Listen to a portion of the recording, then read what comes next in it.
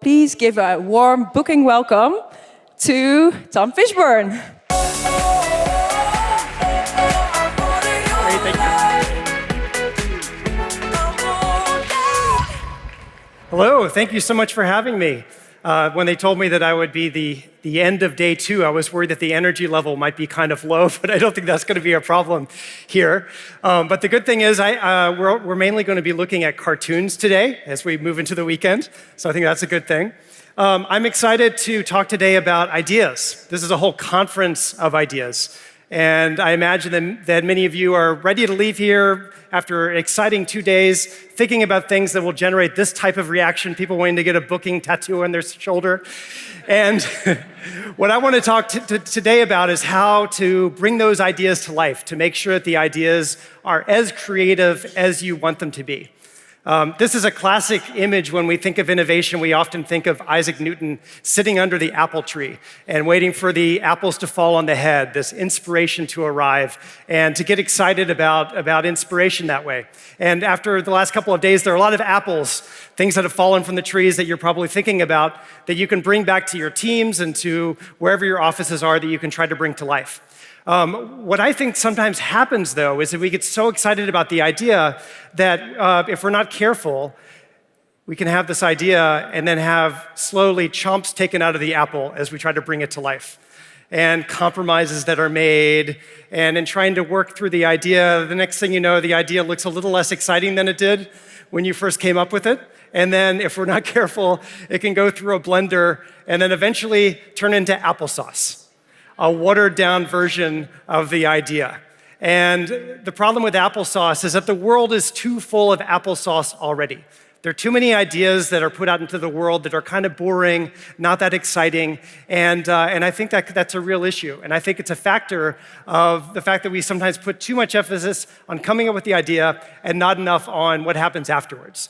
Let's sing Kumbaya until the ideas come, and then we'll go back to our desks and come up with 100 reasons while they'll never, ever work in a million years. Ideas can feel a little bit like this one, like a circuitous maze trying to bring them to life. You finish up a brainstorming, and then you go into this maze to try to bring them to life, and there's alligators and minotaurs and the VP of No. And then organizations are really good about trying to limit risks of ideas. So in building funnels, you put more teeth into the funnel to try to make sure only the best ideas get through at the end. But I think what happens sometimes is that all of those teeth end up just creating more applesauce. And the most exciting ideas end up never really making it out of the gate whatsoever. I started putting together this concept as a caption contest a few years ago, where I drew this scenario of somebody presenting an idea and then somebody with a chainsaw. And I went around the world and started presenting at companies and asking them to come up with captions. And I heard the same thing over and over again. I wanted to share a few of my favorites. I've received a few hundred captions from people for this situation.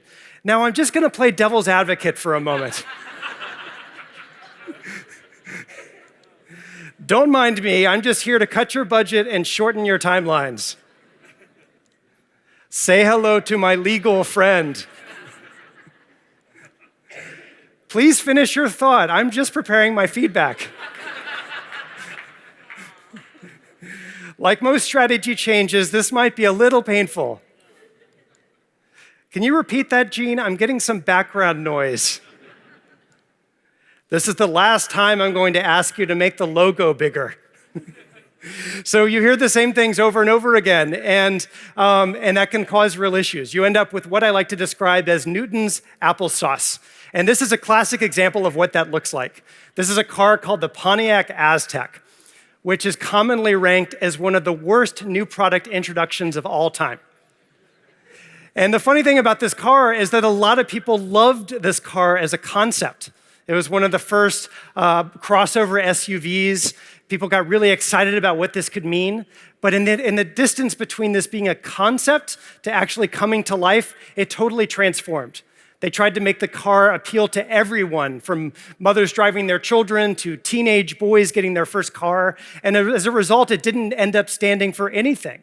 They ended up coming up with a tagline to try to save it. It's quite possibly the most versatile vehicle on the planet, which is just a way of saying it doesn't really mean anything to anyone. And this is what Time magazine wrote about this car when it was debuted. They said that they were in the audience the day it was debuted, and they couldn't forget the sound the audience made, this gasp that they made. In later interviews with the GM designers, it emerged that the Aztec design had been fiddled with, fussed over, cost-shaved, and otherwise compromised until the tough, cool-looking concept had been reduced to a plastic, bulky, plastic-clad mess, a classic case of losing the plot. So that's a scary outcome for what can happen to ideas, and I think that can happen to a lot of ideas if we're not careful. So what I want to talk about today are 5 things that can come up in the process of bringing ideas to life. And when you go back to your desks on Monday, how you think about bringing your ideas to life so that it doesn't turn into an Aztec. It doesn't turn into Newton's applesauce. Because, like I said, the world's too full of it, and it's not going to make a real impact. There are a lot of things that can happen to ideas. Here are the 7 deadly sins of innovation. Lust. Drop everything. It's a sexy new trend. Envy. If our competitor does it, so should we. Gluttony. The more features, the better. Greed. No one will notice if we cut a few corners. Sloth. If we work really fast, we might launch in 3 to 4 years. Pride. With our brand on it, it's sure to be a hit. And wrath. If it fails, I'll just sack the team. So none of us wants that, and I'm going to talk through 5 things that can happen, I think, to innovation. But first, a little sidebar on my background, because I do have an unusual background for a cartoonist. I've wanted to be a cartoonist ever since I was a little kid, but I didn't think that it would be possible, so I stopped drawing cartoons for a long time. And then, weirdly enough, kind of went into business. One of my first jobs was actually in online travel. In the late 90s, I worked for an agency that specialized in building some of the first websites for Virgin Atlantic, Starwood, and Disney. So I spent a lot of time in the early days of online travel. And then, as was mentioned earlier, I went to Harvard Business School, where I rediscovered cartoons. I started drawing cartoons on the student newspaper, and I fell in love with cartoons as a medium to capture ideas and to capture inside jokes about what my school life was like. But I never thought that it could be anything more than that. But I felt like I really needed to keep doing it. So when I graduated from business school, I went to work in marketing. I went to work at General Mills for a while, then I was at Nestle, then I was at a startup called Method, and I was interim chief marketing officer for a company called Hotel Tonight. And all along through that time, I kept drawing cartoons, but because I didn't have a student newspaper anymore, I just put them online and had a way for people to sign up to get my newsletter, to follow me on social media. And now my cartoons reach a few 100,000 marketers and other business people every week. And it led me to the point that I could start a business around this full-time 7 years ago. So I now have other cartoonists who work with me. I recently came out with a book of some of these cartoons, and I get to live my childhood dream. And one of the great things about doing that is that I get to work really anywhere I want. And Amsterdam is one of my favorite cities. And so I come here a lot with my family. This is me on the bakfiets trying to learn how to pedal my kids without tipping over. But it's a great joy to be back. But I wanted to share a little bit of my background because it shaped a lot of my thoughts on how we bring ideas to life and what to think about when you're trying to bring ideas to life. So the first idea I want to share with you is the idea that technology can't save a boring idea, but it can amplify a remarkable idea. And sometimes we get so excited about all the technology that's at our disposal. We think that we sometimes invest so much of that part into the idea, we forget about the rest of it. We need to stay focused on our marketing priorities and not get distracted by every shiny new, look, squirrel. And I feel like that can happen a lot. We get so excited about what the next thing that's coming along. So your marketing plan to sell more soup is live streaming, virtual reality, 3D printing, wearable drones. Maybe we shouldn't have scheduled this meeting right after South by Southwest. This subway has no internet access, but that won't stop us from asking you to scan the QR code in this ad. Or if you've ever seen a QR code on the ad on a billboard ad on the side of a highway, or on the side of a moving bus, as if somebody is going to get so excited about the ad, they're going to find their phone, chase the bus down the street, take their picture, and then in a lot of cases, it'll take you to a website that's not even optimized for mobile. I think in some ways that's where we are. We're in this awkward adolescent stage of digital technology where the tools are becoming available, but sometimes we get so excited about the technology, we forget about making the ideas themselves remarkable. Here's a guy sleeping and his phone starts to go off, keeps buzzing, finally wakes him up, having trouble sleeping, $5 off nighttime sleep aid liquid caps. I think my Nest smoke alarm is going off. Google AdWords just pitched me a fire extinguisher and an offer for temporary housing. And then the classic marketing funnel. Do whatever drives the most traffic, like listicles about cats. Relentlessly harass them with marketing automation. Trick them with a bait and switch offer. And then hope they promote your brand to all their friends. And the issue is, you can't take an experience, you can't take an idea that's not fundamentally worth sharing at the start and make it exciting just with technology alone. But I think we're in this kind of a world where a lot of things are slapped on, and we sometimes treat technology as a crutch, as a replacement for the idea itself. And the problem is that everybody else can do the same thing. So here's an example of a guy in an airport. It could have been yesterday. All the flights are canceled. Honey, just be patient. The hotel brand I'm loyal to isn't optimized for mobile. Honey? Honey? She said to say she left you for another brand. And this cartoon was inspired by something that was published by Google a couple of years ago when they were researching something that they described as micro moments that matter. And they had this research that found that people are more loyal to their needs in the moment than they are to any particular brand. And they encourage brands to think about what the micro moments that matter should be for the audiences that you're trying to reach, and then use technology to make those micro moments that matter more powerful for the audiences that you're trying to reach. And it's a little bit of a shift. And here's an example that sort of brings this to life. So here's a hotel chain in the United States called the Red Roof Inn. They're more on the budget side of things. They're a lot smaller than something like Starwood, but they're trying to differentiate themselves. They're trying to market themselves, and they had this realization that if they did exactly what Starwood was doing, they would never break through the clutter. They had this idea that they couldn't out-Starwood. Typically, what a lot of hotels do, as you can imagine, is they do a lot of search engine optimization, do a lot of paid SEO, and they realized when they were doing that, they were constantly getting outbid by Starwood. So they had this other insight. They thought about the micro moments that mattered. And they thought for their hotel, they have a lot of hotels near airports. A lot of flights get canceled. What if they only marketed to customers in the moment of time when their flights have been canceled and they're looking for an emergency hotel? And so they developed an algorithm to look at flight cancellation data and weather data, and then only buy keywords around airports where that was happening. And then they dynamically generated creative in real time about that insight. Flight canceled, Red Roof has you covered with rooms only 3 miles away. They only bid on those keywords. And as a result, they were able to win out over Starwood in that specific use case. And it's an example, I think, that when we think of bringing ideas to life, think of what those micro moments that matter are for the audiences that you're trying to reach. And then think about all the cool technology to actually pull that off. But you can't put the cart before the horse. It has to have the insight first. Okay, the second idea I want to share with you is the idea that playing it safe is risky. Organizations, particularly larger organizations, focus a lot of effort on playing it safe. Instead of risking anything new, let's play it safe by continuing our slow decline into obsolescence. When I asked you to think outside of that box, I forgot to ask you to think inside this one. And it's one of the things that organizations do really well, and for good reason. They're optimized to try to manage risk and to only launch ideas that they think really have a high likelihood of making it.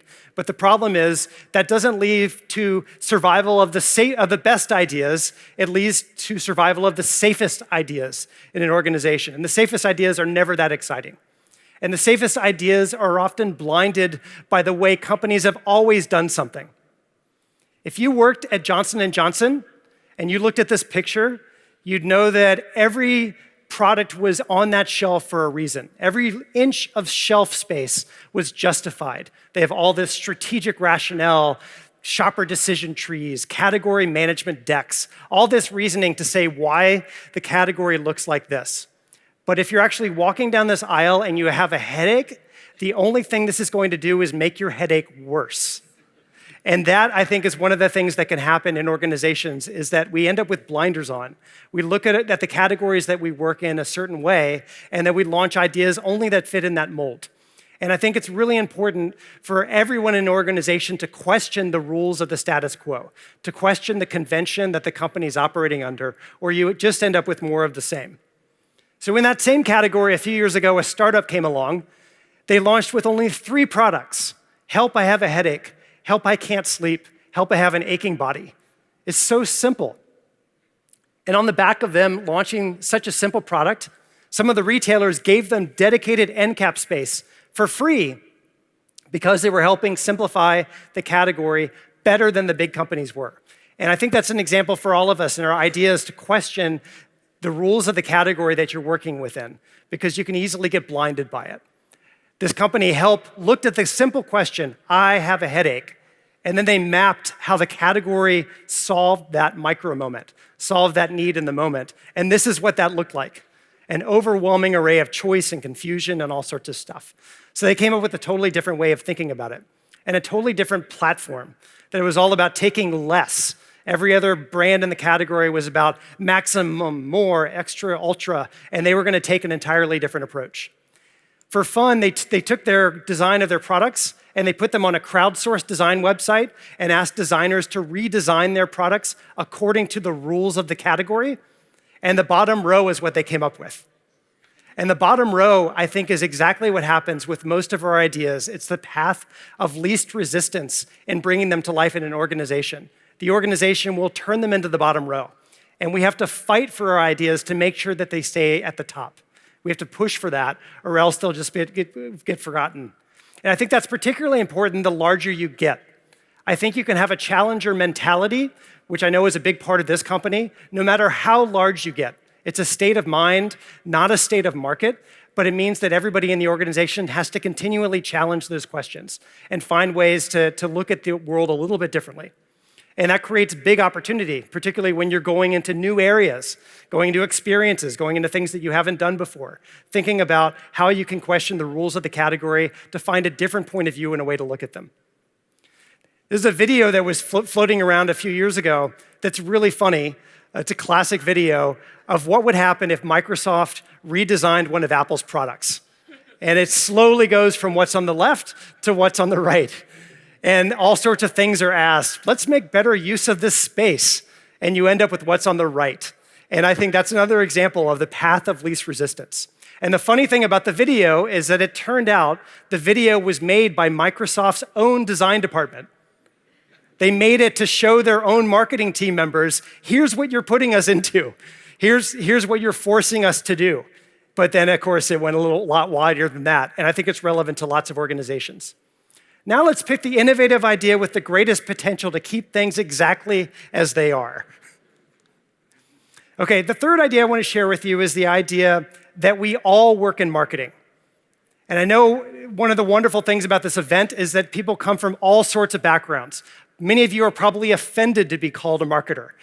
But I think that what I mean by that is that everyone in this room, even if you're not classically trained in marketing, whatever you do somehow touches the customers that your organization is trying to reach. Whatever you do is somehow making the ideas stronger or weaker based on working on them.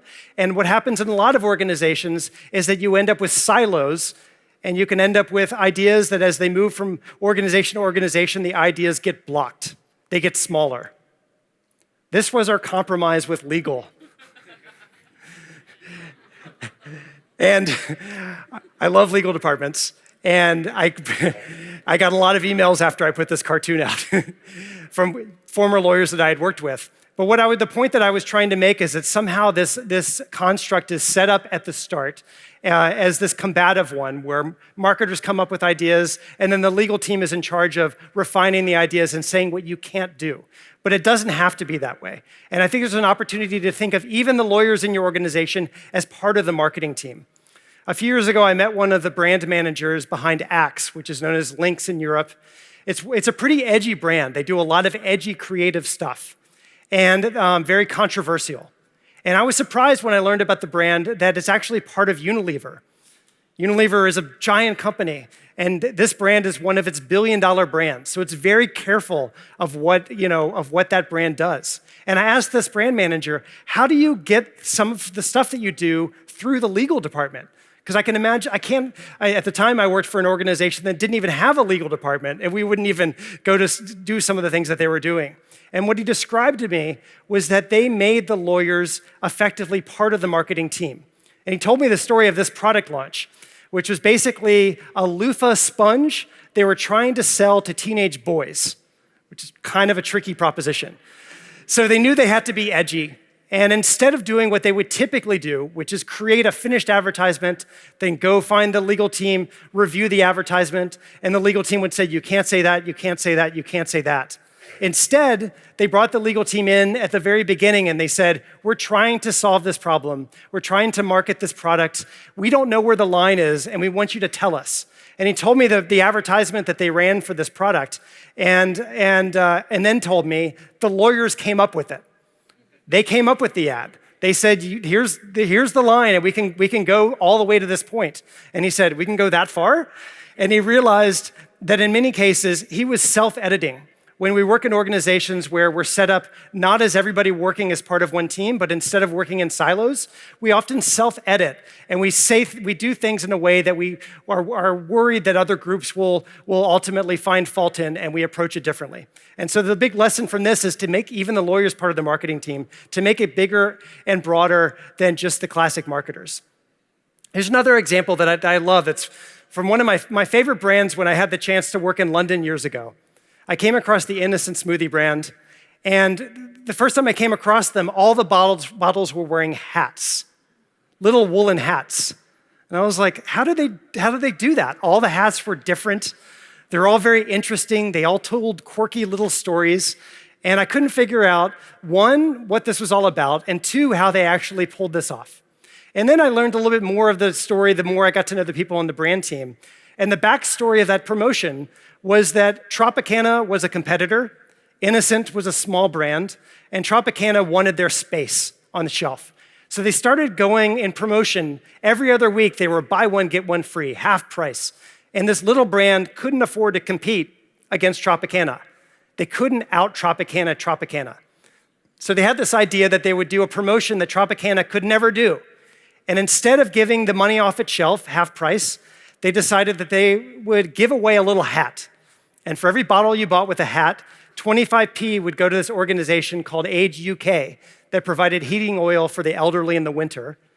And then it created this wonderful virtual circle promotion where you're like, I get this hat, there's this cool story, it looks a lot more interesting than the Tropicana bottle, it's doing good for society, it's such an amazing story. And I really fell in love with what they did, but then I started to wonder, where did they get all the hats? And it turned out the hats were actually knitted by their own consumers. They put out a call to knit little hats, and suddenly they were getting hats by the truckload. And this is the part that really amazes me as somebody who has worked in consumer products marketing. I could never imagine calling up the head of a factory and saying, we have this great, crazy marketing idea. We're gonna ship all these hats to your factory and all those cases of product that are very efficiently packed, you need to open them all up and put a hat on every bottle. There's so many ways to kill this idea. And a lot of organizations will do exactly that for an idea like this. It's just crazy. And they didn't do that. And instead, it turned into this amazing phenomenon where people were knitting hats all over the place. This picture was taken inside their offices when all these hats arrived, and then they had to sift and sort through the hats. And it really created this impact. Members of the royal family were knitting hats. People were taking pictures of the hats and posting them everywhere. But at the end of the day, when you saw this promotion on shelf, which bottle are you gonna pick up? You're gonna pick up the one with the hat. You're not gonna pick up the half-price bottle sitting next to it. And after they measured the effectiveness of this promotion, the lift was higher than if they had just given the money off its shelf. And at the same time, it told this amazing marketing story. But this was only possible if the head of that warehouse and everybody along the extended team saw their job not as within the silo of, I need to ship products efficiently, but how do we build an inspiring brand? And that, I think, is the big lesson. is that if you want to create the type of impact that will get people excited about your ideas, you need to think collectively as part of a larger whole.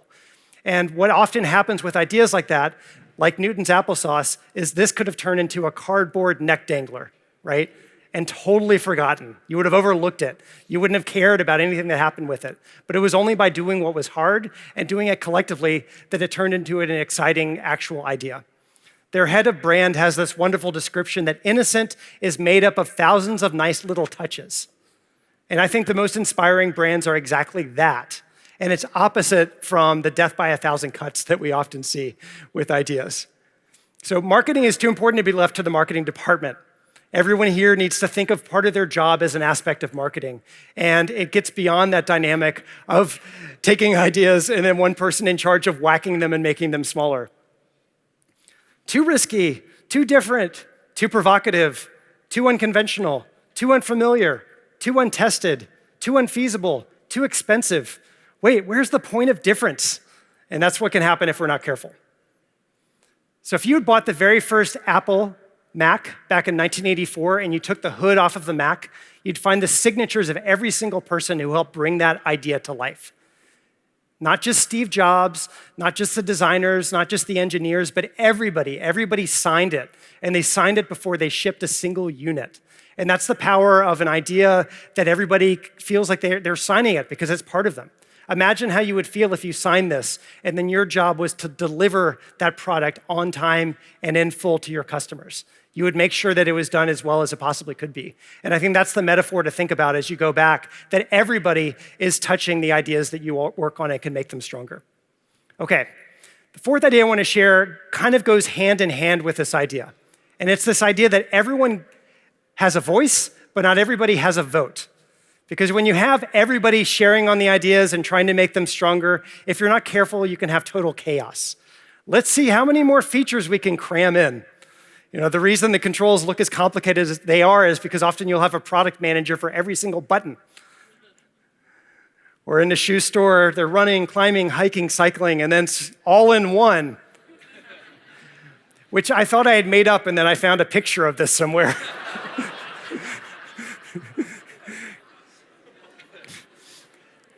And this is the other thing that can happen with their ideas is that we have too many cooks in the kitchen.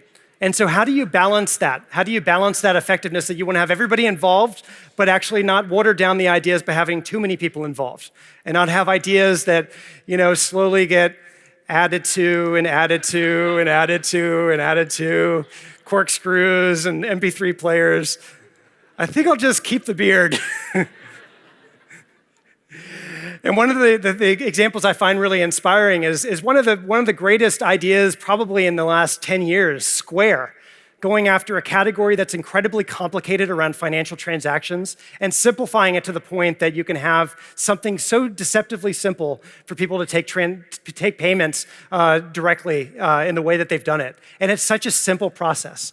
And when I studied a little bit of how they operated, I found something really interesting, which is that they don't have product managers, or at least they didn't at the time. Instead, they described the classic product manager role as a product editor. And the idea was that their job was to curate, was to find ways to make the idea as simple as possible, to get feedback from lots of sources, and then one person owns it and tries to make it into a simple story. And this is how Jack Dorsey described it. Bad ideas are often good ideas that don't fit. It's the job of the editor to pick the good stuff and weave it into a coherent story. And so that's the other thought I want to leave you with, is the idea of being an editor for the ideas that you come up with. And the other part of that is not trying to have ideas that reach all people. Try to be all things to all people. If you try to be everything to everyone, you're not going to be meaningfully unique to any one group in particular. And you end up with literally this type of an example. So here's another brand I find really interesting in how they're approaching this. This is a spirits brand called Sailor Jerry. They're smaller than the largest kind of spiced rum brand, Captain Morgan, and they can't afford to compete that way. They can't afford to be all things to all people. So they come up with marketing ideas that are really focused to a narrow audience. And here's one example that I find really interesting as a way to be deliberately self-selective. So they found a place where there was a tattoo parlor next to a bar, and then they had this promotional idea that if you were willing to get a tattoo of Sailor Jerry permanently tattooed on your skin, they'd reward you with one shot of Sailor Jerry. And it wasn't like a big check or a cruise, it was just a single shot of Sailor Jerry. And look at all the people in this line. And their umbrellas because it's raining. They found people really inspired by this. And it's not people who already have a lot of tattoos. And they're sometimes getting them in prominent places. They didn't even have to send their own photographers to this event because people were taking pictures of themselves. And when local journalists interviewed people in line, one of them said, "I'm in love with Sailor Jerry. All I drink is Sailor Jerry. You know what? A lot of people don't really understand, and I don't expect them to because Sailor Jerry is mine." It's a little creepy. But I think the insight there is that by having ideas that resonated so strongly with a few, they wanted to reach much more broadly with that by having a strong hook at the core. And that's part of being an editor, I think. So think who your ideas are most for and how do you make it most powerful for those people and most impactful. Okay, the last idea I want to share with you is the idea that ideas need oxygen. And a lot of times organizations can stifle ideas if we're not careful. We think we have to vet our ideas as if there's some sort of group that can say, that's a good idea, that's a bad idea. When I was at General Mills, we used to do all of our focus groups in this area outside of Minneapolis called Eden Prairie. And we used to joke about the oracles of Eden Prairie because we would bring our ideas in front of this focus group and you'd have these randomly selected people and they'd say, I don't like that, I don't like this. And we'd make decisions based on that. Oh, all-knowing focus group, tell me your unmet consumer needs so that we can create disruptive innovations for you. More promotions. Yeah, make everything cheaper. We finally got through all the market research required to launch our new product, but we're retired now. We're having a focus group to test which questions to ask in our next focus group. And that's the mindset that I think a lot of organizations have with our creative ideas, is that we need to make absolutely sure that it's ready to go before we share them with anyone. And I found this quote inspiring from the founder of WordPress, that usage is like oxygen for ideas. You can never fully anticipate how an audience is going to react to something you've created until it's out there. That means every moment you're working on something without it being in the public, it's actually dying, deprived of the oxygen of the real world. And I think that's another thing that organizations do if we're not careful, is we deprive our ideas of that oxygen. Here's an example of a brand that's approaching this differently. This is a guy named Chris Lindland who started a clothing brand called Beta Brand. And his insight for this clothing company is that he was going to go after J. Crew and Gap and big clothing brands, and he was going to approach the way they think about ideas totally differently. Instead of, he questioned why does Fashion Week have to only be 1 week? Why can't every week be Fashion Week? Why can't you have new ideas and inspiration all the time? And so he launched this mandate that he was going to launch at least one item of clothing every single week, and he's since increased it beyond that. Their whole motto was new ideas nonstop. And instead of coming up with an idea, a year of focus group testing, making it somewhere, building up a big warehouse, he was going to make the garments locally, put it up on the website. If it sold, they'd make a bunch of them. If it didn't, he'd move on to the next thing. And so everyone would wait for the next installment. And so this is one of their first breakthrough products. These are an article, they are trousers they called the gluttony pants that had extra buttons to make more room for your meal. And people thought that was kind of fun, and so he decided to launch an article of clothes for each of the 7 deadly sins. This is the lust skirt. It's made out of disco ball material. They launched the envy pants, which they made only 1 pair, and they sold it on eBay on auction model, so one person could buy the pair and be the envy of everybody else. So they slowly started getting talked about. And some of these ideas,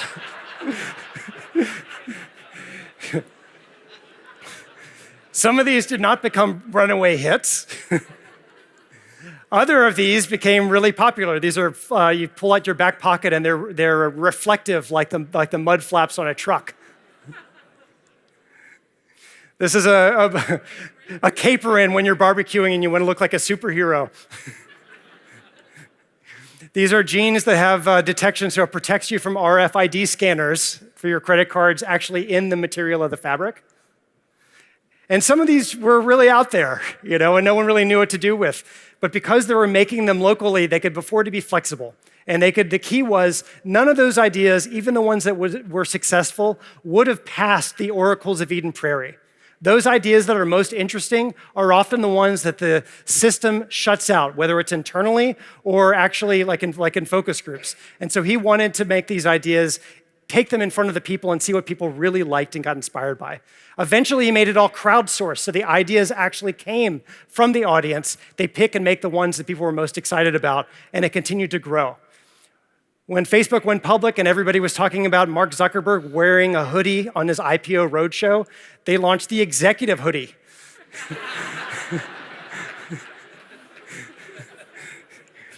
This dress looks pretty innocuous, and then you look up really closely and realize it's the poo emoji.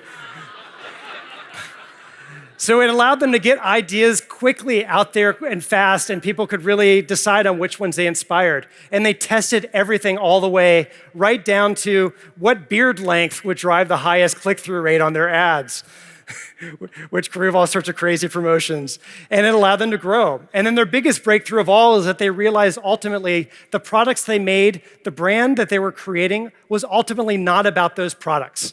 It was about how the people they were selling those products to felt about themselves wearing those products. So they re-engineered their website so that people could easily put pictures of themselves wearing the clothes and effectively be models of the products. And then they would send back a dedicated URL to make it look like they're on the homepage of this weird clothing company wearing a Red Devil smoking jacket. And suddenly people are sharing this with all of their friends, not because of the clothes, but what it says ultimately about themselves. And that's how they built their brand ultimately, one person at a time by what the clothes said about them. This guy is skydiving into Burning Man, which is a pretty amazing feat, but he's doing it where these trousers made out of disco ball material. And Beta Brand as a brand has created this moment for him to share that with everybody in the world. And ultimately, I think that's the best reflection of what a brand is all about, to empower these types of moments, these types of experiences with the audiences that you're trying to reach. And I think Booking is exactly the type of company that can do that if you don't let your ideas turn into applesauce. I've really enjoyed spending time with you. Thank you so much for having me. I usually draw cartoons about where I've been for the week, so you may see some pop up about Booking. So if you're interested, you can sign up for my newsletter or check out my site. And thank you again. It's been so great to be here with you.